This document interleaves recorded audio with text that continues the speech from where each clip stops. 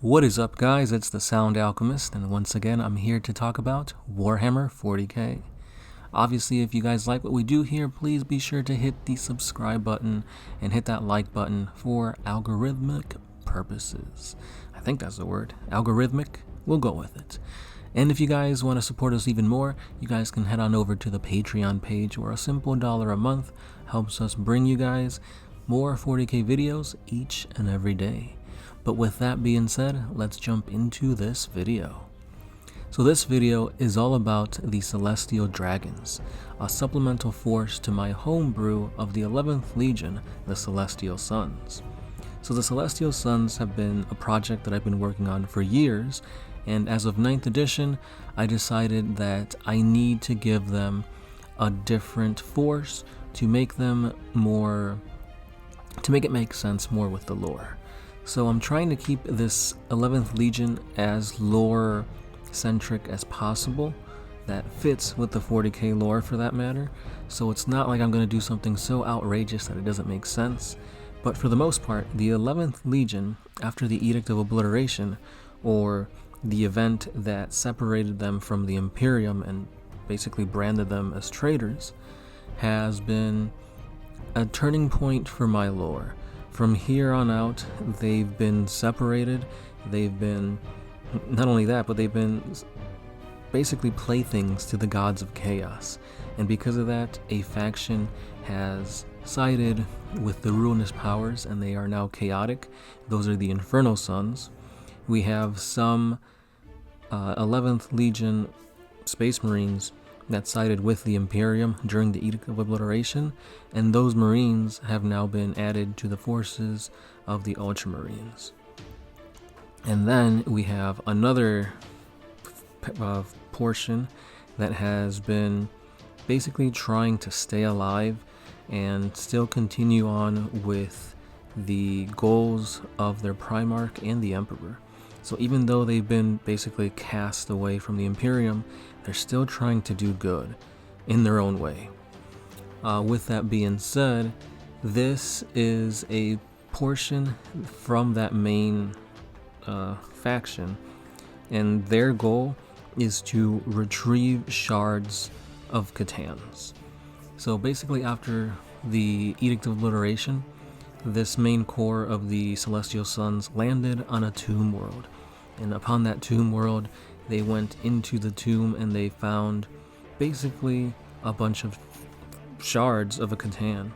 From there, they spent as much time and technology to kind of interpret what the ancient writings of the Necrons were trying to say, and they were just trying to learn as much about these shards. So that eventually led them to Trazian the Infinite, and he gave them a quest, so to speak. They were to retrieve 3 relics for him, and in return, he would tell them a bunch of information, and overall, that is the kicking off point for the Celestial Dragons. So the Celestial Dragons are an elite force of the Celestial Sons who are powerful psychically, but also very adept at fighting monstrous creatures. I mean, a Cthan is no joke. These guys are known to freaking devour worlds and just destroy entire armies with ease. The thing is, the Celestial Sons are all pretty much psychers. So wielding the powers of the warp, that is a huge turning point against these Cthan. Cthan are obviously weak against the warp, so they use this to their advantage to capture them and basically imprison them to use later on. Because what the 11th Legion is trying to do, they're trying to get to Terra and use the Void Dragon to go into the Golden Throne and essentially revive the Emperor that way.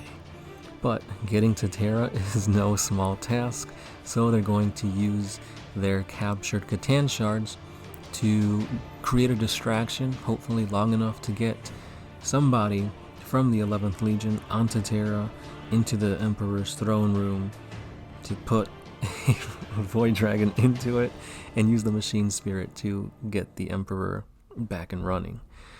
This has been a plan for thousands of years. Obviously, the 11th Legion was around before the heresy, and as of current times, based on my lore, they haven't really made a huge splash in the current 40k events.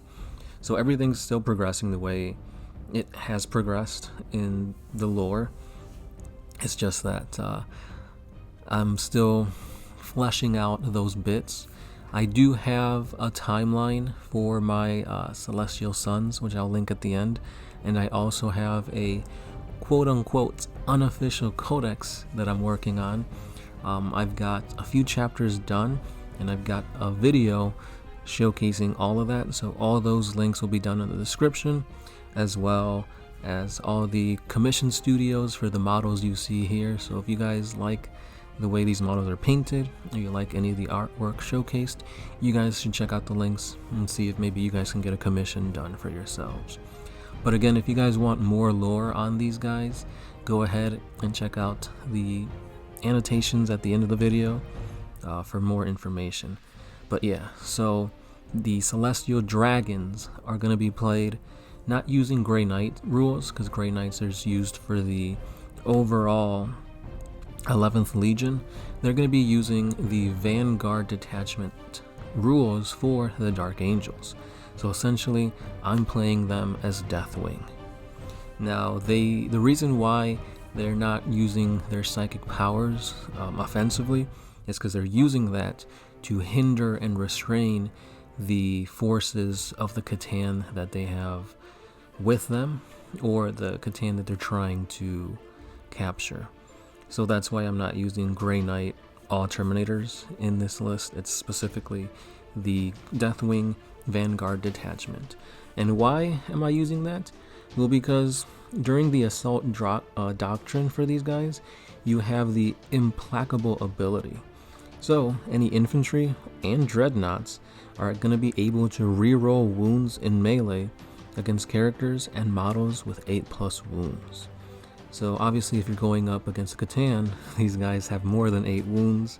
Catan are monsters on the battlefield, just because of the rule where they can't lose more than 4 wounds per turn. So this will definitely help them bring them slowly to their demise, where they can finally capture them. So this is going to be really, really good. On top of that, they're also using their psychic power to shield themselves against attacks, which is the way I'm counting that in the tabletop is that the basically ability where they have transhuman at all time. So when the Catan is trying to wound them, the Catan's wounds will only do damage on a 4 or better roll.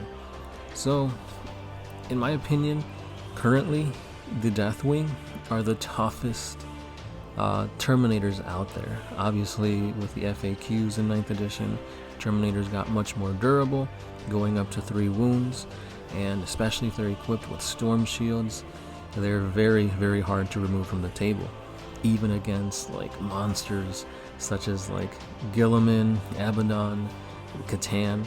Like these guys can just cut through a lot of things, but Terminators can take it. They will be on the table longer because they're just that much more tough, that much more durable. So that's why I'm playing them as a Vanguard Detachment. Just the rules just make them much more beefy, which makes sense with the lore. But that's what I got for today, guys. I just want to let you guys know what I was thinking about doing with them, kind of give you a little sneak peek into the future of the Celestial Sons, because if you guys have been following my Celestial Sundays, they've been few and far between, because it takes time for me to actually think of like the lore and how I want it to play in, and then I got to do like a draft and a revision, and then it's very time consuming to create your own homebrew and make it as like realistic sounding as possible. Like I want it to sound as official as it possibly can without going too crazy with like the lore of 40k. So I just want to let you guys know about that. Go ahead and critique it down in the comments. Let me know what you think about this. Let me know if Deathwing Vanguard detachments should be replaced with something else. Maybe, I don't know, Space Wolves have something better. But that's all I got for today, guys. Thank you for listening, and as always, this has been the Sound Alchemist, part of One Mind Syndicate, and I'll be catching you guys in the next one. Peace.